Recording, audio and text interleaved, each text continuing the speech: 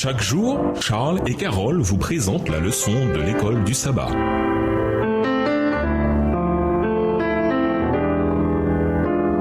Bienvenue dans votre émission Dieu nous parle. Nous voilà à la leçon 11, Arrestation à Jérusalem. Étude de la semaine, acte 21, Romains 2, les versets 28 et 29, Galates 5, le verset 6, acte 22, acte 23, les versets 1 à 30 et Matthieu 22, les versets 23 à 32. Verset mémorisé. La nuit suivante, le Seigneur survint devant lui et dit : Courage, de même que tu m'as rendu témoignage à Jérusalem, de même il faut que tu portes ce témoignage à Rome. Acte 23, verset 11. Peu après le premier voyage missionnaire de Paul, il devint clair qu'il y avait un désaccord fondamental entre l'Église concernant les modalités d'admission des gentils dans la foi. Acte 15 et versets 1 à 5. Pressentant peut-être un conflit grandissant, Paul conçut un plan pour promouvoir l'unité dans l'Église. Au conseil, on lui avait demandé de se souvenir des pauvres, Galates 2, le verset 10. Alors, il décida d'inviter des églises non juives à donner un soutien financier aux frères en Judée, la collecte en faveur des saints, 1 Corinthiens 16, verset 1, espérant peut-être que cela permettrait de jeter des ponts entre les deux groupes.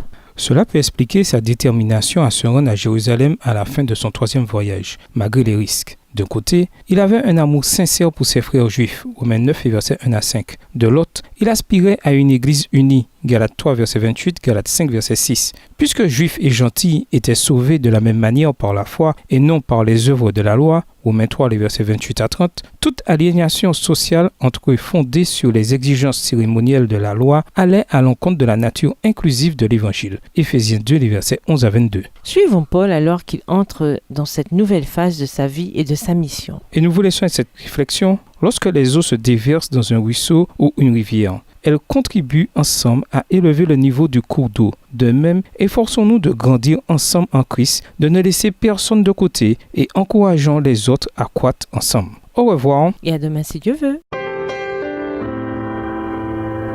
Dieu nous parle. Chaque jour, Charles et Carole vous présentent la leçon de l'école du sabbat.